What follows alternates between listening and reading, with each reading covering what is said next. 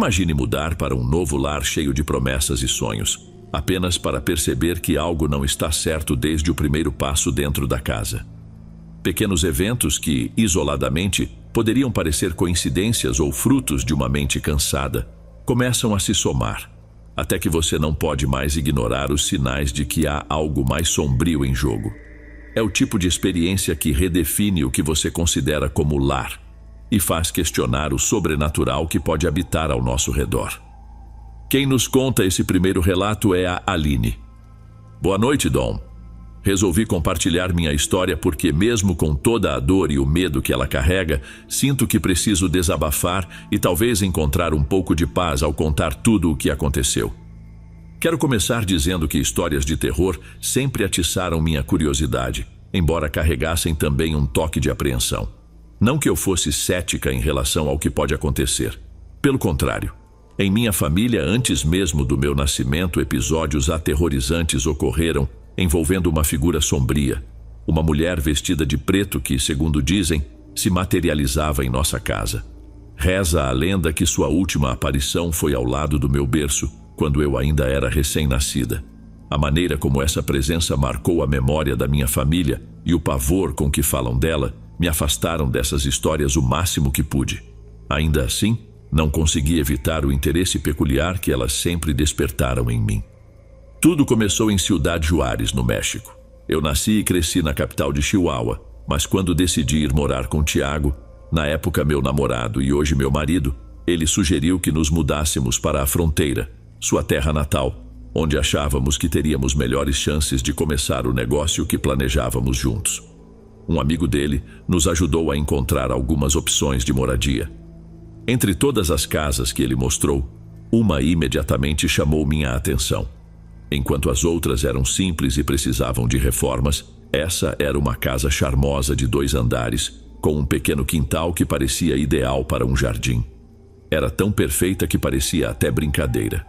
Sem pensar muito nos valores, confiei que Tiago a havia incluído na lista porque estava dentro do nosso orçamento para alugar. Havia apenas uma peculiaridade. O proprietário exigia vários meses de aluguel adiantados, que não seriam devolvidos caso quebrássemos o contrato antes do término. Mesmo assim, seguimos em frente. Quando viajamos para Juárez com nossas poucas coisas carregadas na caminhonete do meu pai, eu estava radiante. Levei Zeus, meu cachorro de 15 anos, no colo durante o trajeto. Ao chegarmos à casa, 2 amigos de Tiago já estavam lá para ajudar, e com meu pai e ele, descarregaram os móveis rapidamente. Lembro da sensação de satisfação ao entrar naquela rua fechada, tão calma e silenciosa. A casa era exatamente como nas fotos, e aquilo me encheu de alegria. Mas, assim que cruzei a porta da entrada pela primeira vez, algo estranho aconteceu. Foi como sentir um golpe seco no estômago, não forte, mas o suficiente para me deixar sem ar por um instante, como se uma criança tivesse me empurrado de leve.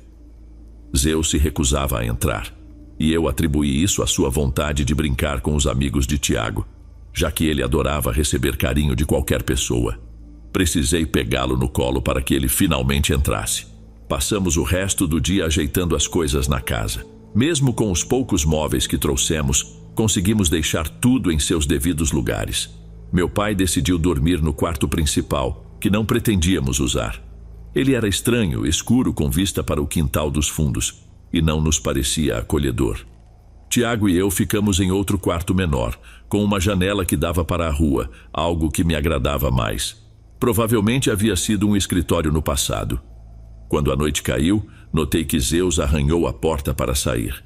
Tiago abriu para ele e o deixamos à vontade. Durante aquela noite, tive sonhos agitados, repletos de pesadelos, mas por mais que tentasse, nunca consegui lembrar os detalhes. O que me acordou pela manhã foi o som de um choro. Era o meu pai. O amanhecer ainda tímido iluminava a casa quando descemos para ver o que havia acontecido. Lá, perto da porta, encontramos Zeus deitado, como se tivesse adormecido para sempre. Ele havia partido durante a madrugada.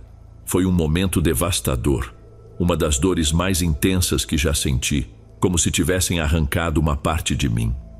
Zeus havia estado ao meu lado desde que eu era criança.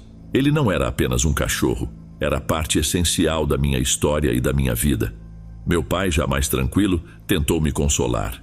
Ele disse que Zeus provavelmente tinha resistido o suficiente apenas para conhecer o novo lar e fazer aquela viagem ao meu lado. Ele acreditava que o pobre cachorro já estava cansado, mas sabia que precisava segurar um pouco mais, acompanhar esse momento tão importante para mim.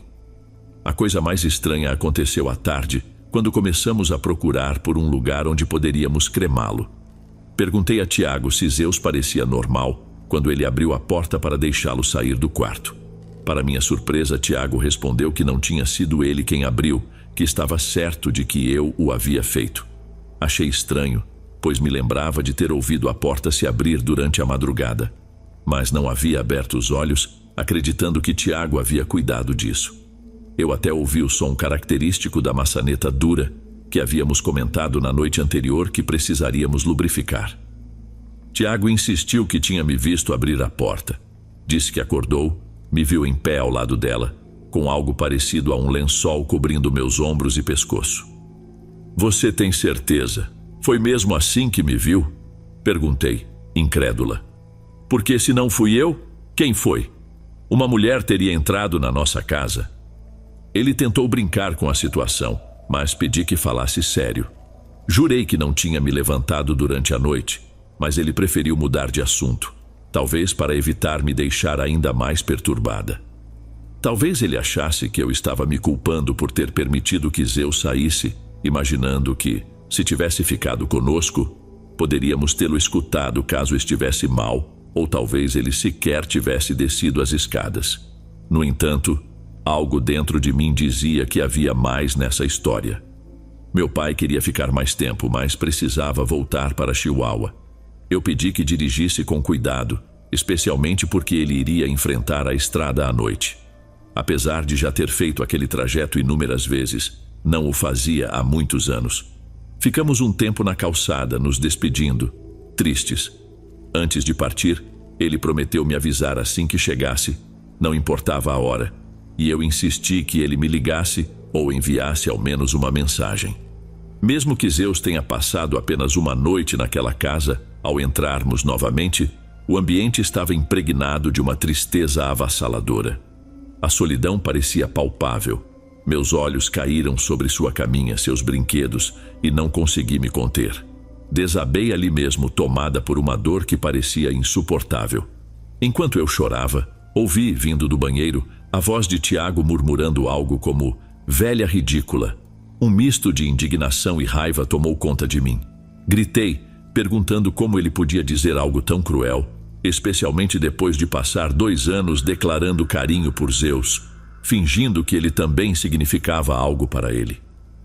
Naquele momento, odiei Tiago com todas as minhas forças. Tiago saiu da cozinha segurando um chá e, confuso, perguntou do que eu estava falando. Contei o que tinha acabado de ouvir, e ele afirmou que não havia dito nada, muito menos do banheiro. Mas eu sabia o que tinha ouvido. Não era imaginação, não era confusão. Uma voz masculina tinha vindo dali, um sussurro inconfundível. Levantei-me e fui até lá verificar, ainda mais desconfortável e inquieta. Todo o contexto da nova casa e da cidade desconhecida já era suficiente para me deixar vulnerável, mas perder Zeus naquele momento intensificava tudo. Ele era meu último elo direto com minha infância, com minha mãe, e agora essa conexão havia desaparecido. A sensação de vazio e inquietação parecia se enraizar naquele espaço, como se algo invisível também estivesse presente. Algo naquela casa parecia sempre à espreita. Eu tinha a sensação constante de que, nas sombras de cada cômodo, havia olhos me observando. Onde a luz não alcançava, o escuro parecia abrigar uma presença invisível, mas opressora. Meu coração disparava. A única coisa que eu queria naquele momento era que meu pai ligasse, mas evitava mandar uma mensagem para não distraí-lo e correr o risco de causar um acidente. Quando finalmente o telefone tocou, atendi antes mesmo do primeiro toque terminar. "Alô?" perguntei, tentando controlar a ansiedade. Do outro lado, ouvi apenas o som distante de um motor. Um silêncio curto, mas que pareceu uma eternidade. "Filha, você está bem? Tudo tranquilo por aí?" A voz do meu pai estava diferente. Ele ainda estava na estrada, mas falava de um jeito que só os pais conseguem. Preocupado, tentando esconder algo para não assustar. Eu respondi que estava tudo bem, que só queria que ele chegasse em segurança para que eu pudesse dormir tranquila. Aconteceu uma coisa agora há pouco. Tive que parar no acostamento, mas estou bem, não se preocupe. Estou passando por San Lorencito. É que aconteceu algo muito estranho. Deixa eu arrancar o carro e te conto. Pedi que ele não dirigisse falando ao telefone. Então ele colocou no viva voz. Levantei-me da cama para não acordar Tiago e continuei a conversa. Algo apareceu na minha frente, filha. Algo estranho. Uma mulher estava parada no meio da estrada. Ela era alta, muito magra, toda vestida de preto. Mas, filha, não sei como descrever. Parecia... A pausa que veio depois foi angustiante. Meu pai respirou fundo antes de dizer: era a morte, filha. Eu vi o rosto dela. Fiquei na linha até que ele chegasse em casa. Ele tentava disfarçar o medo, mas era evidente que precisava da minha companhia, mesmo que à distância. Só desligamos quando ele entrou em casa, seguro. Tiago, que havia escutado toda a conversa por conta do silêncio absoluto na casa, me olhou fixamente. Ele disse que viu alguém na estrada? Perguntou com hesitação. Ainda tremendo, confirmei. Disse que meu pai acreditava ter visto a morte. Tiago se levantou de repente, sentou-se na cama e acendeu as luzes. Sem dizer nada, começou a acender todas as luzes da casa, passando por cada canto, cada cômodo, inspecionando com atenção. Pedi que parasse e que me explicasse o que estava fazendo. Ele puxou um sofá para perto da porta da frente, onde havíamos encontrado Zeus, e me chamou para sentar com ele. Não sei se tudo isso que aconteceu com Zeus me deixou impressionado, ou o que seu pai disse, mas sinto que há algo aqui. Meus amigos, quando vieram nos ajudar a descarregar as coisas, comentaram que acharam que já havia alguém na casa. Disseram que viram uma pessoa olhando pela janela e até acenaram, mas essa pessoa não respondeu. Eu disse que não havia ninguém e depois disso eles nem quiseram falar mais sobre o assunto. Você percebeu que eles foram embora o mais rápido que puderam ontem. Ele fez uma pausa, o olhar carregado de apreensão. Quando seu pai foi embora, eu juro que vi algo. No banco de trás da caminhonete parecia que havia alguém com ele. Não te disse porque não queria te assustar. Não dava para dizer: Senhor, não vá. Acho que está levando um fantasma com você. Tiago segurou minha mão e continuou com um tom que misturava culpa e medo. Me perdoe por não ter te contado antes. Por favor, me perdoe. Amigos, acredito que consegui me manter firme, madura, enquanto vivíamos tudo isso, porque presenciei dois homens que sempre foram fortes, Tiago e meu pai, desmoronarem como crianças. Suas vozes carregavam o peso do medo. Seus olhos mostravam a vulnerabilidade que tentavam esconder. Ver isso me obrigou a ser a fortaleza, mas por dentro, o medo também me corroía.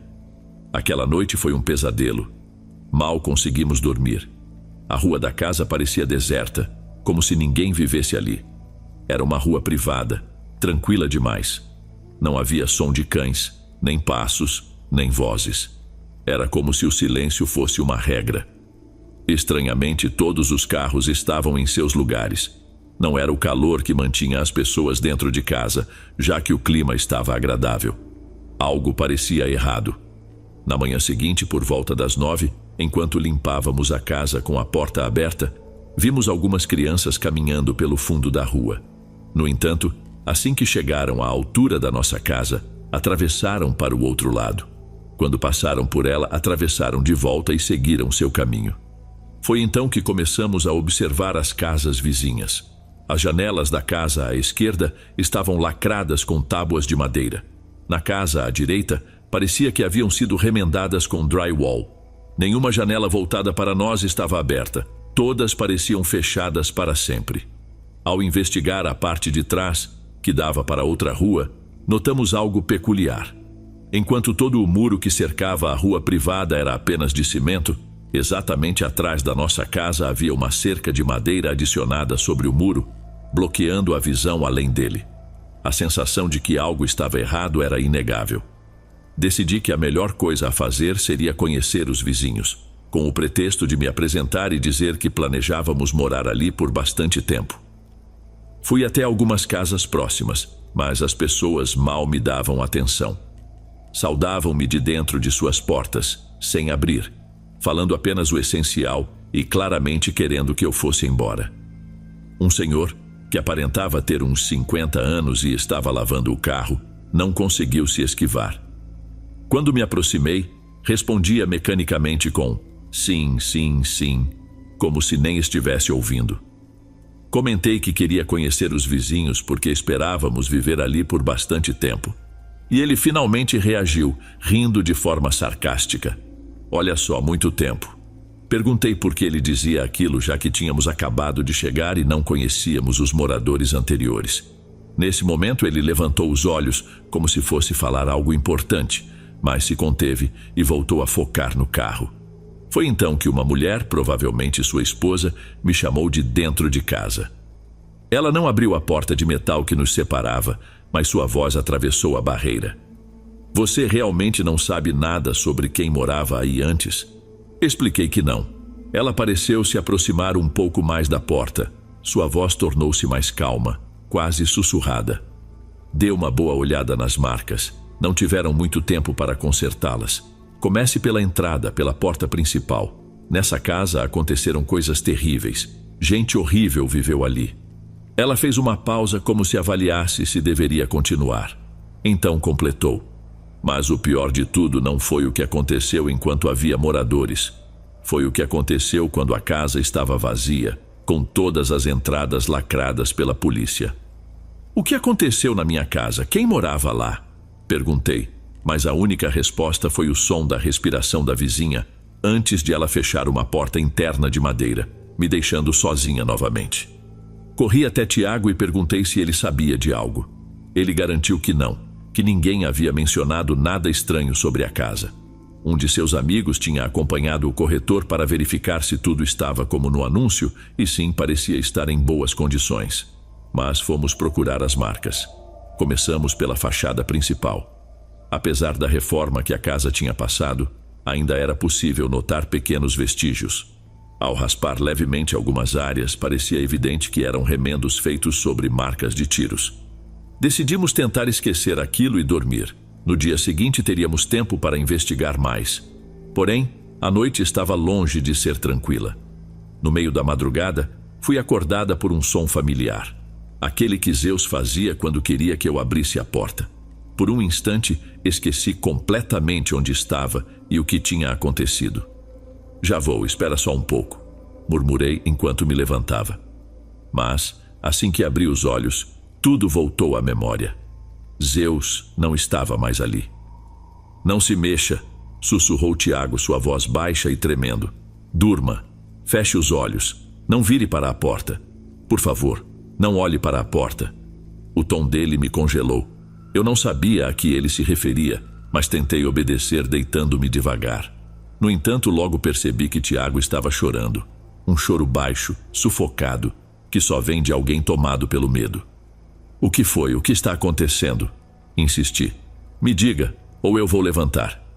Tiago tremia tanto que parecia incapaz de responder. Eu podia sentir o pânico dele, mas mesmo assim, algo dentro de mim, talvez uma mistura de medo e fascínio mórbido, me fazia querer olhar. Meu coração parecia que ia explodir, mas a curiosidade ou talvez o terror foi maior. Depois de minutos fingindo estar dormindo, virei-me lentamente. Tiago tentou me impedir, mas eu já estava decidida. Virei-me para a porta, mantendo os olhos fechados. Respirei fundo, criando coragem para abrir os olhos, tentando encarar o que quer que estivesse ali. Quando finalmente os entreabri, a primeira coisa que percebi foi que a porta estava ligeiramente aberta. Nós tínhamos certeza de que havíamos fechado todas as portas antes de dormir, trancando-as várias vezes, preocupados com a segurança. As portas daquela casa não eram comuns, leves ou ocas. Eram todas de madeira maciça, pesadas e com fechaduras robustas. Mas agora a porta estava aberta. Conforme meus olhos se ajustaram à escuridão, pude ver mais detalhes. E então a vi. Uma figura parada, imóvel, à entrada do quarto. Era o rosto mais aterrorizante que já vi em toda a minha vida. uma mulher. Seu cabelo era desigual, como se só tivesse mechas no lado esquerdo da cabeça, próximo à orelha. Ela sorria de um jeito que não parecia natural, um sorriso vazio, sem dentes, ou ao menos era isso que parecia. E os olhos? Ah, os olhos. Eles eram o pior de tudo. Um deles era normal, mas o outro se esticava de maneira impossível, como se fosse puxado até a testa, parecendo uma gota alongada. Minha garganta explodiu em um grito tão forte que doeu. Um grito que, tenho certeza, ecoou por toda a rua privada. No entanto, ninguém reagiu. Nenhuma luz se acendeu, nenhuma janela se abriu. Ninguém perguntou se estávamos bem. Aquele silêncio ensurdecedor só tornava tudo ainda mais aterrorizante. Tiago e eu, tomados pelo pânico, nos jogamos como pudemos da varanda e corremos para o carro, trancando-nos lá dentro. Ficamos um tempo ali, tentando recuperar o controle, até decidirmos voltar a casa. Felizmente, eu havia deixado as chaves no carro, o que facilitou a entrada. Foi nesse momento que Tiago me confessou algo que me deixou ainda mais inquieta. Ele já tinha visto aquela mulher antes, no quarto vazio, antes de nos deitarmos. Ele subiu para verificar as portas enquanto eu o aguardava no nosso quarto, e lá estava ela, parada no meio do cômodo, olhando pela janela, diretamente para a cerca de madeira construída na casa de trás. Tiago inicialmente pensou que fosse eu, mas logo percebeu que não. Aterrorizado, ele tentou disfarçar, insistindo que verificássemos todas as fechaduras antes de dormir, mas o medo já o consumia. A verdade é que aguentamos apenas 2 noites naquela casa, menos tempo aparentemente do que a família anterior. Tiago decidiu usar o imóvel como um depósito pelo restante do contrato, indo ao local apenas durante o dia e sempre acompanhado de seus 2 amigos que agora eram seus sócios. Com o tempo, eles conseguiram conquistar a confiança dos vizinhos, que finalmente revelaram o que sabiam. A casa havia sido o esconderijo de um casal de narcotraficantes, pessoas cruéis e impiedosas. Os vizinhos sabiam de suas atividades, mas não ousavam denunciá-los, porque até mesmo patrulhas policiais apareciam ocasionalmente para conversar amigavelmente com os criminosos antes de irem embora. Para quem poderiam pedir ajuda? A única saída era ignorar o que acontecia ali. Mas o silêncio dos vizinhos foi rompido quando os traficantes começaram a realizar rituais perturbadores. Eles faziam isso de portas abertas, como se quisessem que todos ao redor testemunhassem e temessem. Algo naquela casa parecia se alimentar do medo das pessoas, crescendo com cada novo ato de crueldade. A situação chegou ao ápice quando a casa foi usada para esconder uma vítima de sequestro. Uma manhã, tiros acordaram os moradores da vizinhança e policiais e soldados tomaram o local, batendo nas portas e ordenando que alguns saíssem enquanto outros se refugiassem nos cômodos mais seguros de suas casas. O cerco durou horas, até que os 2 criminosos se entregaram. O que mais intrigou os vizinhos foi o que disseram os policiais e soldados. Muitos afirmavam ter visto alguém mais na janela da casa, um terceiro indivíduo. Contudo, essa pessoa nunca foi encontrada. Para a vítima, infelizmente, era tarde demais. Essa história nunca chegou aos noticiários, só circulou em páginas de Facebook e grupos de WhatsApp. Mas os relatos locais eram claros. Algo sombrio havia ficado naquela casa. Após a prisão dos traficantes, as pessoas diziam que 3 entidades permaneceram ali. Uma delas era a mulher que vi, com seus olhos distorcidos e sorriso macabro. Outra era uma figura alta, vestida de preto, cuja metade do rosto parecia uma caveira. Essa última, por algum motivo, seguiu meu pai até Chihuahua, mas isso é algo que só consigo contar em outra ocasião. Hoje só posso pedir que, se vocês souberem de um lugar onde crimes desse tipo acontecem, onde o mal é cultuado, abandonem tudo e saiam o mais rápido que puderem. Não importa o que deixem para trás. Parem e vão. Tiago e eu somos a prova viva do impacto que 2 dias em um lugar assim podem causar. Quem nos vê hoje facilmente percebe. É como se tivéssemos envelhecido 10 anos em apenas 2 noites. Antes de irmos para o próximo relato, se você é novo por aqui, não se esqueça de se inscrever no canal e ativar o sininho para receber as próximas histórias. Sua presença é importante e seu apoio é essencial. Bem, vamos continuar.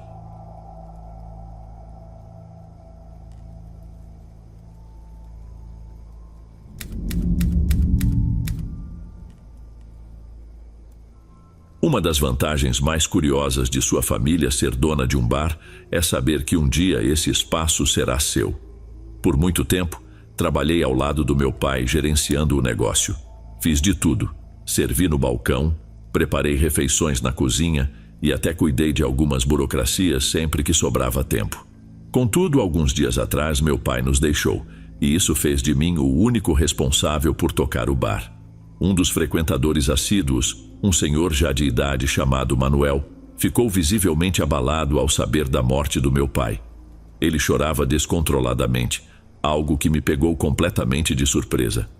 Trabalho neste bar há mais de 2 décadas e conheço Manuel desde o início. Nunca o vi tão fragilizado.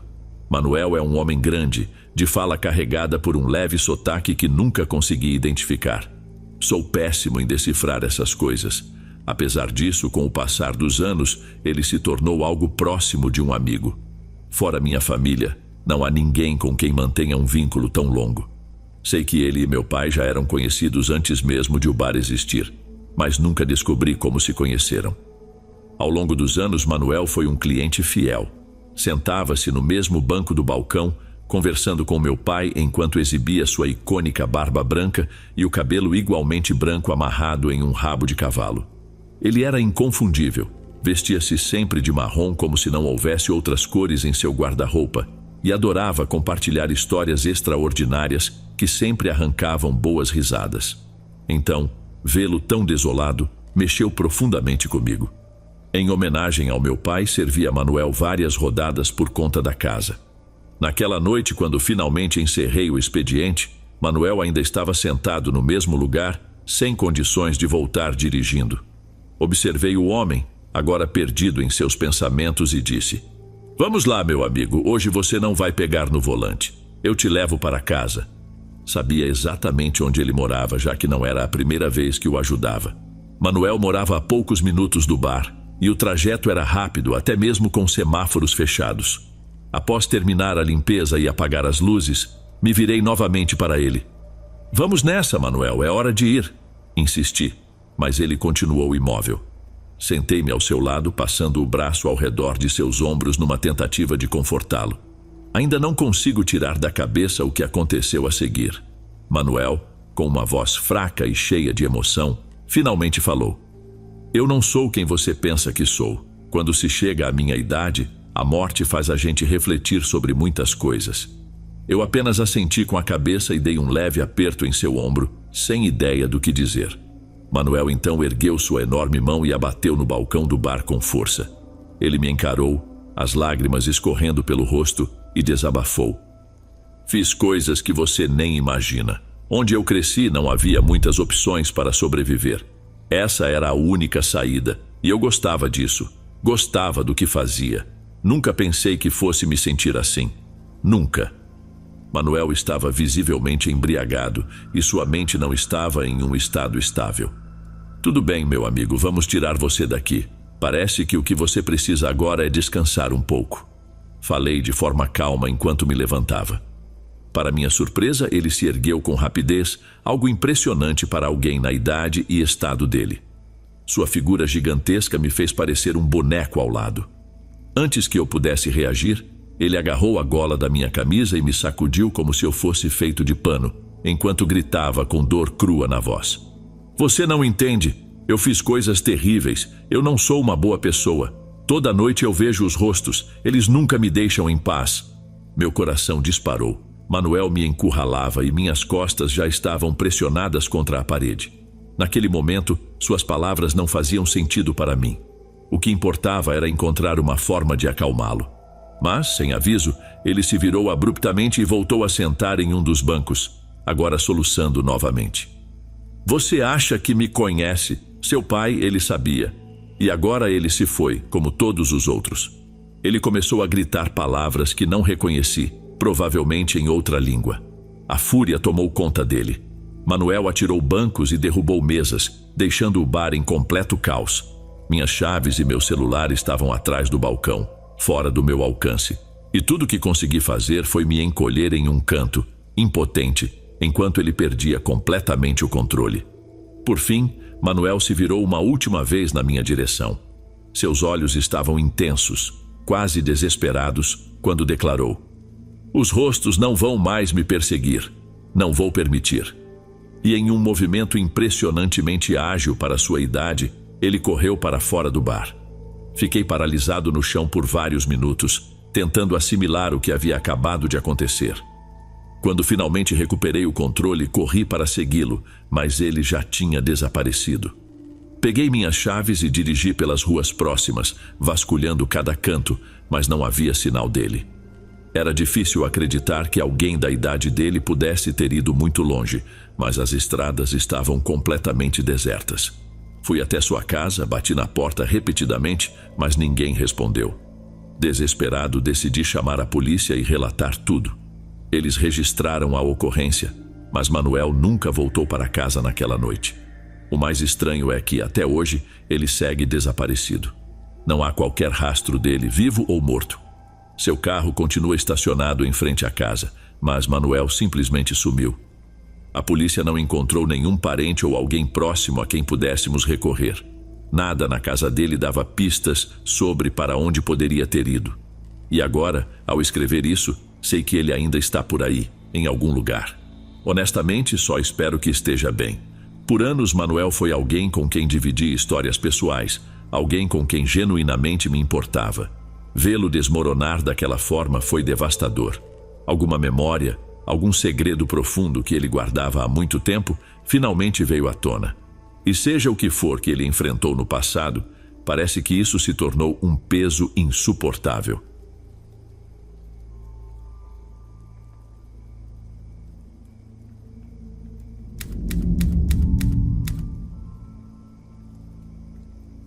Ele surge do lado de fora do meu quarto quase todas as noites há anos. Parece ter em torno de 1,80 m se eu pudesse arriscar. É um homem de idade avançada, provavelmente passando dos 70 anos, sempre envolto em várias camadas de roupas, o que dificulta estimar seu peso ou físico. Para ser honesto, não posso afirmar com certeza que seja um homem. Uso esse pronome mais por convenção do que por convicção. O que sei com absoluta certeza é que ele nunca cruzou a porta do meu quarto, mas tentou. A maioria das vezes, ele fica apenas parado na varanda, do lado de fora das portas de vidro, pressionado contra elas. Ele consegue acessar a varanda através de uma escada externa. Mês passado, decidi desmontar os degraus, pensando que isso o afastaria. Funcionou por uma noite. No dia seguinte, no entanto, encontrei o corpo mutilado e esmagado do meu gato, que tinha 16 anos, empurrado pelo vão da abertura para correspondências na porta de entrada. Interrompi tudo o que estava fazendo e voltei a montar a escada. Naquela mesma noite, ele apareceu, pela primeira vez em sua forma completa. Na época, não havia cortinas cobrindo as portas de vidro. Sua face estava pressionada contra o vidro, com a parte inferior do rosto claramente visível, enquanto um capuz volumoso escondia seus olhos. Ele abriu a boca e começou a lamber o vidro num movimento circular pequeno, ao mesmo tempo em que suas mãos enrugadas esfregavam a superfície, produzindo um som agudo e angustiante. Fiquei paralisado por alguns segundos antes de gritar e pegar meu telefone para ligar para a polícia. Nesse instante, ele bateu com força na porta, deu meia volta e saltou por cima do corrimão da varanda. Quando os policiais chegaram, descrevi o ocorrido e indiquei a direção para onde ele foi. Tudo aconteceu perto da 1 da madrugada, como tem se repetido desde então. Minha varanda está situada a uma altura de cerca de 3 andares, descendo um penhasco íngreme que dá para um campo. Embora uma queda dessas provavelmente não matasse alguém, seria suficiente para causar ferimentos graves. Você pensaria que um homem tão velho quebraria as pernas ao pular. No entanto, a polícia encontrou 2 marcas fundas de botas, no ponto onde ele aparentemente caiu. A partir dessas marcas, uma trilha clara se desenhava na grama alta. Pegadas leves, alternando entre os pés esquerdo e direito, seguiam em passos largos. Ele aterrissou, levantou-se e correu, aparentemente sem um arranhão. Os policiais seguiram a trilha até o limite da floresta na borda da minha propriedade. Cerca de 15 metros adentro, descobriram um acampamento improvisado, uma barraca marrom, uma fogueira modesta e uma pilha de roedores mortos. Um deles estava espetado sobre as chamas. Informei às autoridades que não queria aquele acampamento em minha propriedade, e eles o desmantelaram. Mas quase todas as noites desde então, por volta da mesma hora, ele reaparece. Sempre que ligo para a polícia, ele foge. Comprei uma espingarda decidido a proteger minha casa. Esperei acordado em algumas noites, mas nessas ocasiões ele não aparece. Só surge quando finalmente cochilo. Acordo sempre com aquele som insuportável, pele áspera arranhando o vidro. Ele quer que eu saiba que ainda está ali, e como sempre, desaparece antes que eu possa agir. Qualquer tentativa minha de impedir que ele suba resulta em alguma perda ou dano no dia seguinte. Quando tirei a escada, por exemplo, ele levou meu gato. Fora isso, ele continua ali, parado na varanda, pressionando o rosto contra o vidro. Coloquei cortinas nas portas e desde então não olho mais para fora, nem abro as cortinas. O único indício de sua presença é o som perturbador do vidro sendo arranhado. Pensei em me mudar, até anunciei a casa à venda. Mas na manhã seguinte, encontrei uma nota feita de casca de bétula em minha caixa de correio. Nela, havia informações detalhadas sobre cada membro da minha família. Retirei o anúncio imediatamente. Se passo mais de alguns dias longe, ao voltar, encontro janelas quebradas, plantas destruídas e buracos cavados pelo quintal. Depois de uma semana de férias, voltei para casa e encontrei todos os meus peixes dourados fritos numa frigideira sobre o fogão. A polícia tem insistido para que eu deixe a casa, mas não posso contar a eles sobre a nota. Tenho quase certeza de que algo terrível aconteceria se eu revelasse isso. Desde que removi as escadas, ele se tornou mais atrevido. Agora ele entra na casa mesmo quando estou aqui. Parece que sua presença deixou de ser limitada à madrugada. Ele está sempre por perto. Já o vi de relance, e sempre que isso acontece, corro direto para o meu quarto.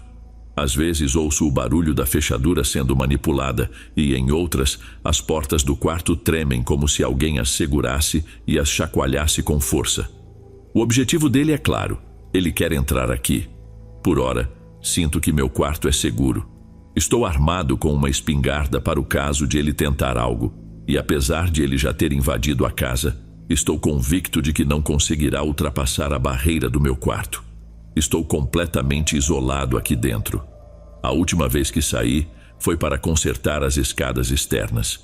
Desde então, mantenho a porta do quarto trancada.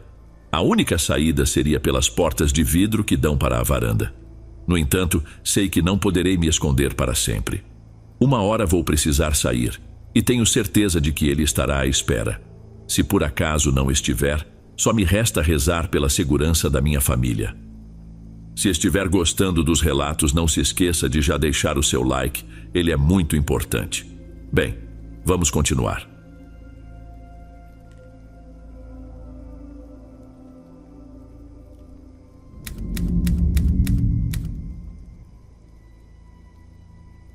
Contar essa história não é fácil.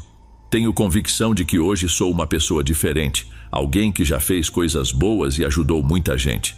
Mas na minha juventude, era uma pessoa perdida, cheia de atitudes desprezíveis. Por volta dos meus 24 anos, me envolvi com o grupo errado. Me afundei em festas e drogas e acabei viciado em metanfetamina. No começo, parecia que eu tinha o controle da situação. Consegui manter o trabalho e seguir com a rotina do dia a dia. Mas, conforme o vício tomava conta, fiquei dependente de estar sob efeito o tempo inteiro. Isso me custou amizades importantes, meu emprego e, eventualmente, minha dignidade. Passei a viver nas ruas, recorrendo a furtos para sustentar o vício.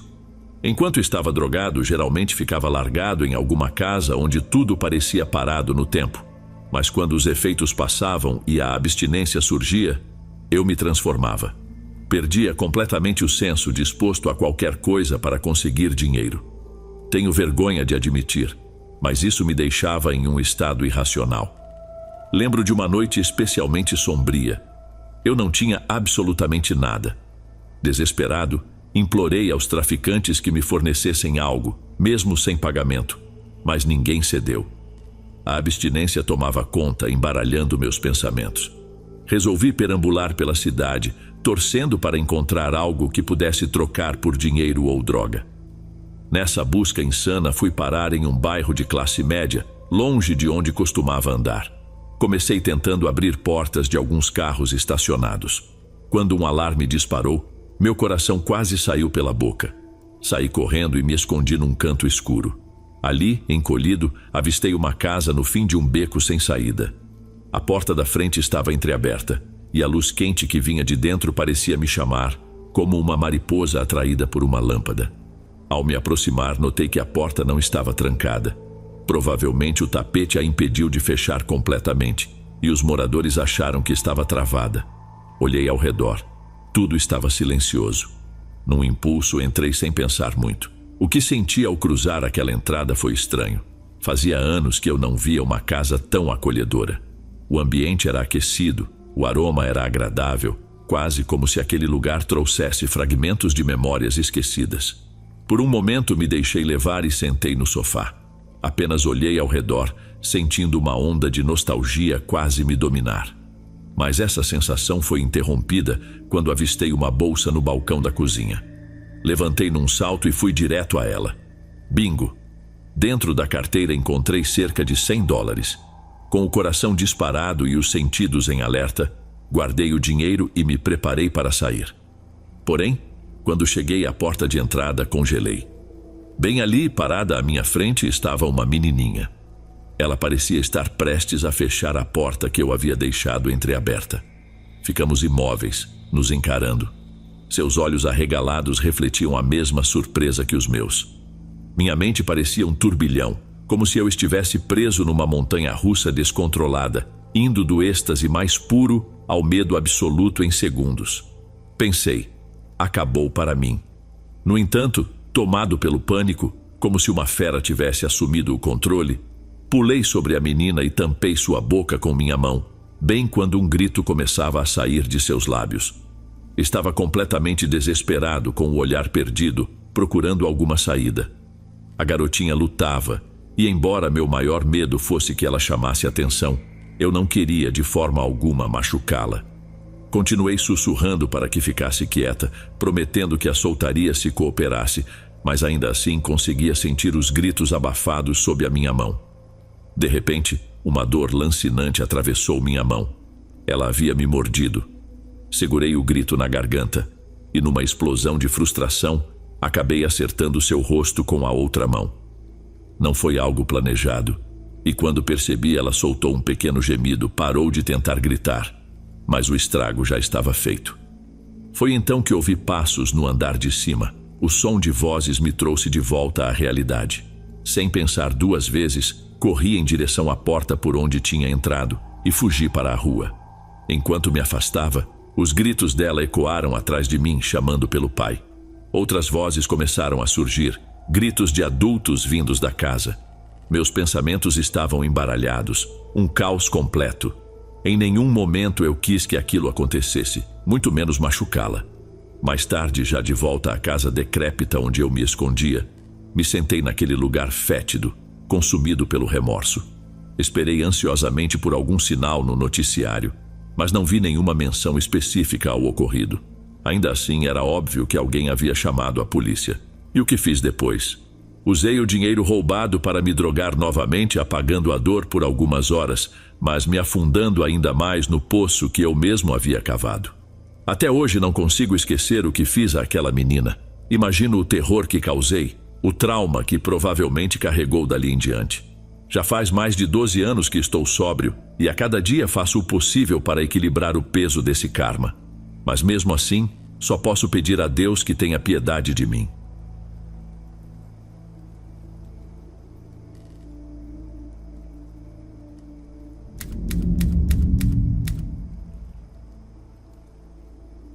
Isso que irei contar aconteceu há alguns anos, numa época em que trabalhei no Pizza Hut durante o movimento das festas de fim de ano. Embora meu cargo oficial fosse representante de atendimento ao cliente, eu diria que, na prática, era mais algo como Pau para toda a obra da cozinha, que também atendia telefones. As noites de segunda-feira eram um contraste enorme em relação ao agito frenético dos finais de semana. Tudo era devagar, quase arrastado. Por causa disso, meu chefe dispensou um dos entregadores principais mais cedo naquela noite. Eu ainda estava em fase de treinamento para entregas, mas comecei a pegar alguns pedidos mais simples na esperança de ser promovido a entregador de vez. Quase às 10 da noite, apenas alguns minutos antes do fechamento, o telefone tocou. Atendi e repeti o script padrão. Obrigado por ligar para o Pizza Hut. Eu sou o Pedro. Gostaria de conhecer nossas promoções ou está pronto para fazer o pedido? Antes que eu terminasse a frase, fui interrompido. Do outro lado da linha, uma voz abafada e meio hesitante disparou. Algum dos seus entregadores é mulher? A pergunta acendeu um alerta imediato na minha cabeça. Com toda a calma, respondi.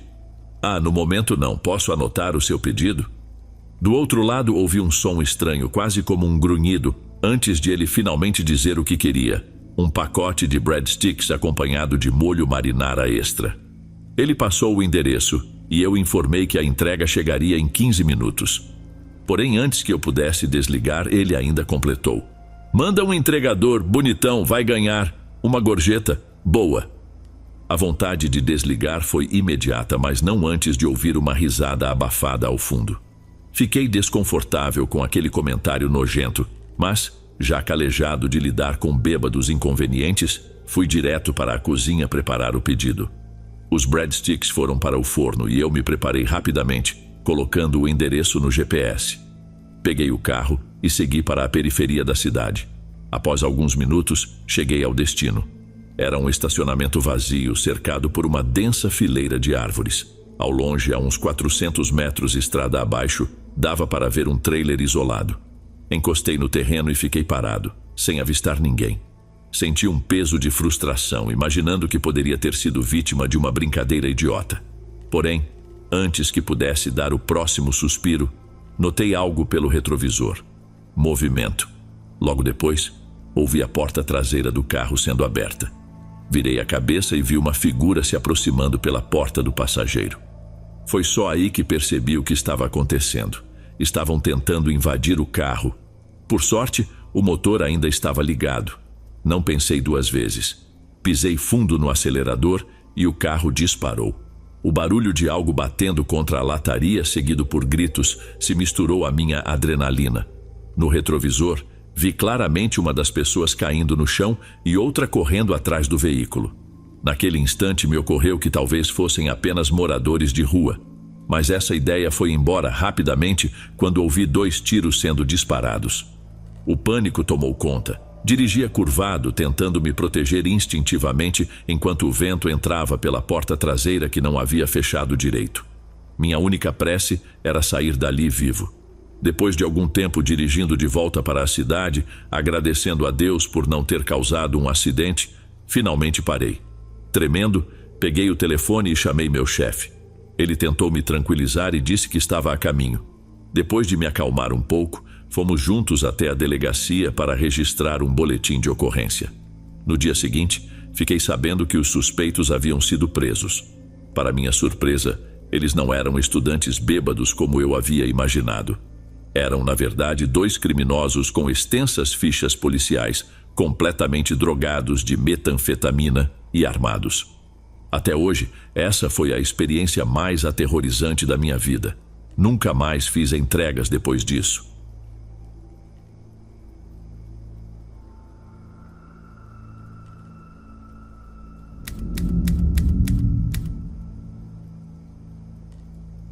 Durante uma viagem musical a uma cidade do oeste do Canadá, decidi alugar uma bicicleta tarde da noite. Meus amigos estavam festejando do outro lado da cidade e eu queria me juntar a eles. Para economizar tempo, escolhi atravessar um parque público. Mas, ao me aproximar, sons inquietantes começaram a chegar até mim. Ouvi uma discussão. Uma voz feminina parecia aflita, enquanto uma masculina exigia que ela se calasse. Aquilo me paralisou no caminho. Minha mente tentou encontrar uma explicação mais inofensiva, mas era inegável. Uma mulher estava sendo atacada por mais de um homem entre os arbustos. Apesar de todos desejarmos agir como heróis em momentos assim, preciso ser honesto. Fiquei completamente imóvel. Os gritos dela eram diferentes de tudo que já tinha escutado, carregados de dor e desespero.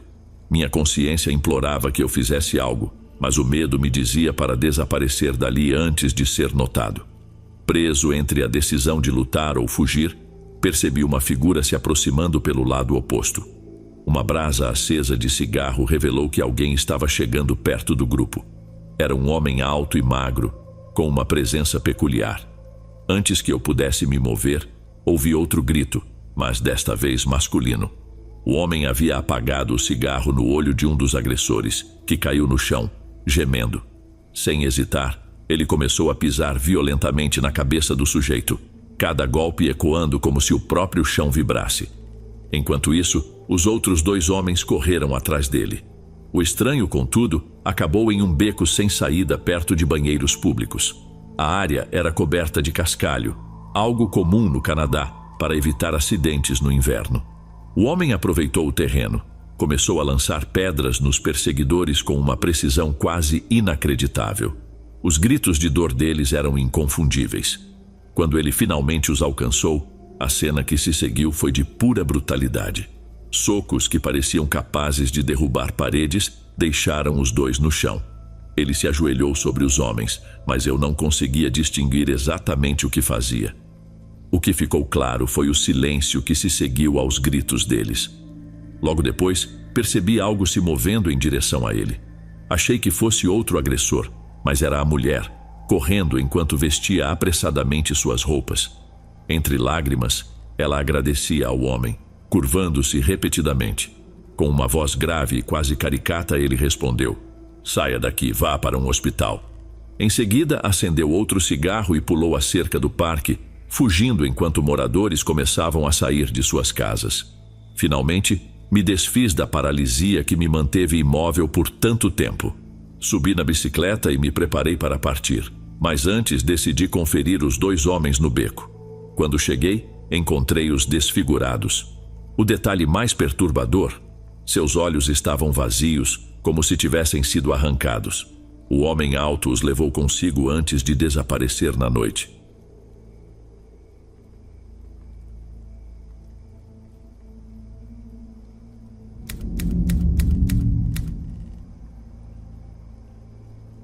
Minha namorada e eu estávamos voltando para casa numa típica sexta-feira à noite em Perth, na Austrália.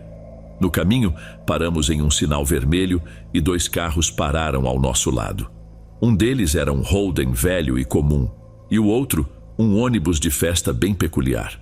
Como a janela do meu lado insistia em embaçar, eu a mantinha aberta, mesmo com a chuva fraca. Ficamos parados ali por tanto tempo, sem trânsito algum, que acabamos tendo a oportunidade de observar melhor o tal ônibus.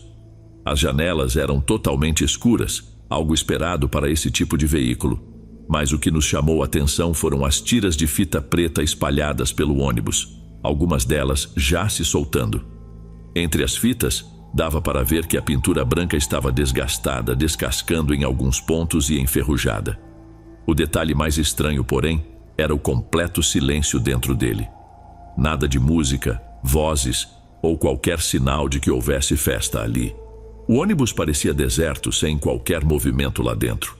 Naquele momento achei que devia estar vazio, talvez voltando de algum evento. Mas então, sem aviso, ouvimos gritos agudos, desesperados, vindos de dentro. O som era perturbador, o tipo que faz o estômago revirar. De repente paramos de falar sobre o ônibus e ficamos ali, imóveis, encarando o semáforo, que parecia demorar uma eternidade para abrir.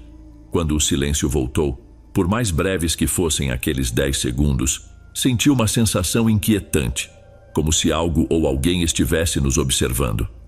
Assim que a luz verde apareceu, o carro ao nosso lado acelerou e nós fizemos o mesmo. Depois de alguns minutos dirigindo, tentei aliviar o clima com uma risada forçada. "Bem estranho aquilo, não foi?" Comentei, tentando parecer despreocupado. "Estranho." Ela começou, mas interrompeu a si mesma com um tom alarmado. "Espere, ele está nos seguindo, não está?" Olhamos ao redor e, depois de respirar fundo, decidimos que o melhor seria parar em um Nandos, um restaurante próximo dali, e ficar num lugar cheio de gente por um tempo.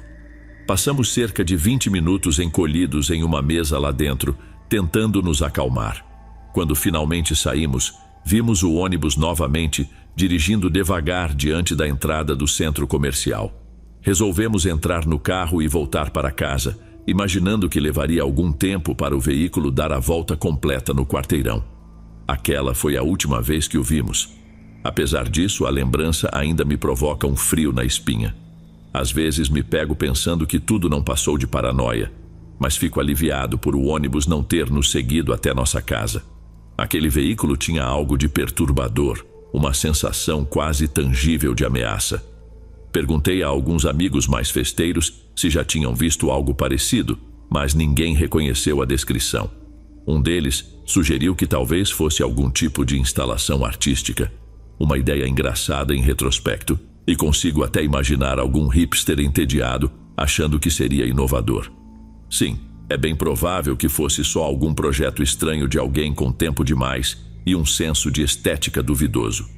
Mesmo assim, ainda me incomoda pensar que ele circulou por ali por quase meia hora enquanto estávamos no Nandos.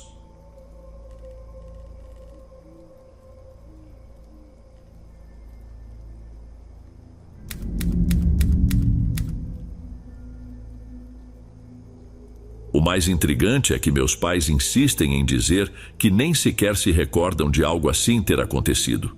Eu era apenas uma criança no início da década de 1990. Era verão, e estávamos na casa dos meus avós, localizada no interior do estado de Nova York, celebrando o que acredito ser o Dia da Independência ou alguma data comemorativa semelhante. Reunimos toda a família, tios, tias e primos que eu raramente via. A organização do evento estava impecável. Um grande quintal para brincadeiras e uma mesa no jardim repleta de pratos variados, constantemente abastecida com carnes deliciosamente grelhadas. O ambiente era animado, com risadas se misturando à competição amigável entre meu pai e meus tios na churrasqueira. Tudo sob o olhar atento do meu avô, que supervisionava como se fosse o juiz de uma grande competição. Porém, quando o dia já estava se transformando em noite, algo incomum aconteceu. Fui o primeiro a notar uma figura emergindo das sombras da floresta que ficava atrás da casa. Um homem desconhecido, com uma aparência maltratada, vinha cambaleando em direção ao jardim. Ao observar melhor, percebi que suas roupas estavam sujas e rasgadas. Ele parecia um andarilho embriagado, tanto pelo visual quanto pela maneira desajeitada como andava. Apontei na direção dele, mas antes que conseguisse dizer qualquer coisa, meu pai me puxou rapidamente para perto e gritou: "Todo mundo para dentro agora!" Minhas tias e minha mãe apressaram-nos para dentro da casa. Enquanto corríamos, eu olhei para trás, imaginando que meu pai e meus tios iriam simplesmente confrontá-lo. Mas, para minha surpresa e frustração, assim que todos estavam seguros, eles também entraram e trancaram a porta. O clima dentro da casa era tenso, diferente de qualquer coisa que eu já tivesse visto. Meu pai e meu tio mais velho, ambos tenentes da polícia na época, pareciam realmente apreensivos, muito mais do que nós ou suas esposas. Isso era estranho, considerando que eles estavam armados e poderiam facilmente convocar reforços. Além disso, meu outro tio era um ex-boxeador com físico impressionante, e meu avô, com seus 2 metros de altura e quase 150 quilos de pura força, era um homem de presença intimidadora. Ele parecia capaz de enfrentar qualquer coisa. Apesar disso, todos permaneciam dentro da casa, observando o homem pela janela. Eu assisti, perplexo, enquanto aquele senhor magro, com cabelos grisalhos e provavelmente na faixa dos 60 anos, vagava pelo jardim. Ele pegava hambúrgueres e cachorros quentes da mesa de piquenique, dava uma mordida em cada um e, sem cerimônia, jogava-os no chão. Mesmo tendo apenas 6 anos na época, senti uma raiva imensa. Não entendia por que meu pai e meus tios não faziam nada. Em certo momento, minha mãe perguntou: "Você não vai fazer alguma coisa?" Meu pai permaneceu calado, com os olhos fixos no homem lá fora. Um dos meus tios chegou a dar um passo na direção da porta, mas foi imediatamente parado por um olhar firme do meu avô. A situação atingiu o auge quando o estranho virou a mesa, espalhando toda a comida pelo chão. Ele então começou a rir de forma descontrolada e, sem se apressar, saiu cambaleando em direção à estrada que levava à cidade, não sem antes derrubar a churrasqueira. Aquilo foi a gota d'água para mim. Anos depois, tentei revisitar esse episódio, questionando meus pais e até um primo que também estava presente. No entanto, ninguém se lembrava. Minha mãe insiste que deve ter sido um sonho, mas não consigo aceitar isso. Para mim é uma memória cristalina e ainda carrego a dúvida sobre o que realmente aconteceu naquela noite.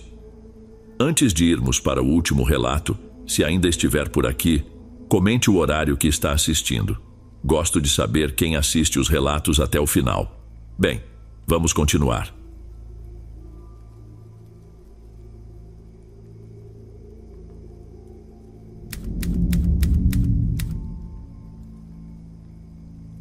Na nossa velha casa, localizada em uma esquina, havia um quintal peculiar em formato de L. Ele começava com um pátio ao lado e terminava em uma pequena varanda que rodeava os fundos.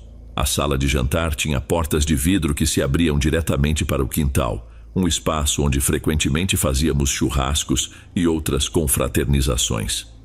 Quando eu tinha por volta de 14 anos, nossa família contava apenas com 2 computadores, um desktop e um notebook compartilhados.